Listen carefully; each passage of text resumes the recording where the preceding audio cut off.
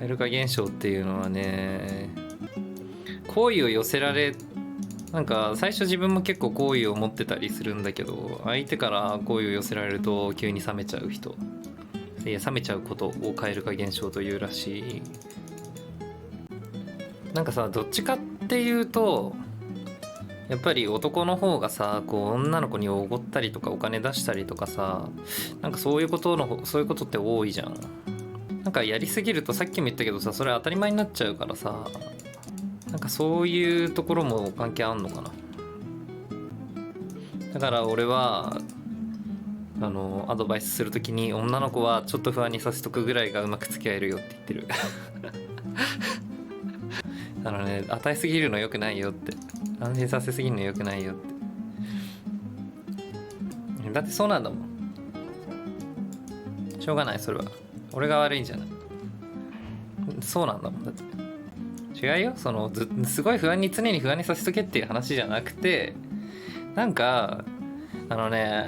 まあなんだろう、別に女がっていうわけじゃないけど、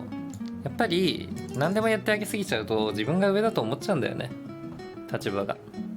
だからこいつはほっといてもいいし、雑に扱っても大丈夫って思っちゃうんだよ、やっぱ人間。でもこうちょっと追いかけさせるぐらいの関係でいると、やっぱりなんだろう、向こうもなんだろう、自分が上だと勘違いしないし。でも分かるでしょ、言ってること。でも本当に雑に扱いって言ってるんじゃないよ。でもまあ難しいよね、ちょっと口で説明するのもむずい。自分も相手のこと好きでうまく付き合う時に、何でもやってあげすぎちゃったりとか、安心させすぎるよりも、自分もちょっとこう我慢してくらいの方がうまく付き合えることもあるよっていう、そういうね話。でも別に相手を雑に扱えって言ってるわけではない。でも友人同士ですらさ、やっぱりこううまい付き合い方ってあるじゃん。友達同士だってさ、この人はこういう人だからこういう風に接した方がいいなみたいなのって友達同士ですらあるからさ、やっぱり恋人同士とかこう深い関係になったら、やっぱその人との付き合い方があると思うんだよね。それって必ずしも全てを与えたり常に安心させてあげたりできること何でもやってあげることがその人との正しい接し方であるとは限らないから、何でもやっぱり素のまま自分のやりたいままやってうまくいくならいいんだけど、そうじゃないなら相手も自分もやっぱり相手にある程度合わせて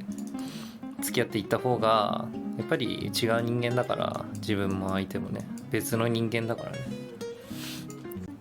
うまく付き合っていきたいんだったらお互いに相手に合わせる努力はした方がいいとは思いますよ。本当にもうそのままいたいんだったら、もうそれは自然体でいたいんだったら、もう数じゃ当たるしかないと思う。もうそれでもいけるってなる人が当たるまでもう運ゲー繰り返すしかないと思う。い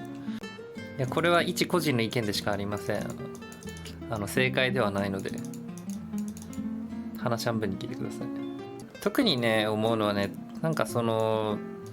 気を使わなきゃいけないのって付き合った最初の頃とかだと思う。なんかだんだんやっぱりお互いのことを理解していく上で、ある程度自然体でお互い入れるようになっていくと思う。でもなんか最初からそれを出したりとか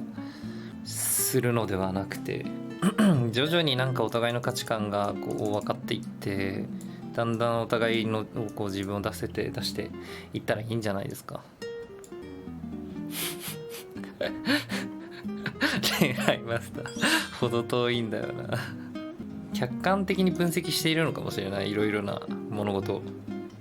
まあもう子供じゃないんでね、やっぱり向き不向きありますよ。まあ俺は向いてないと思うけど。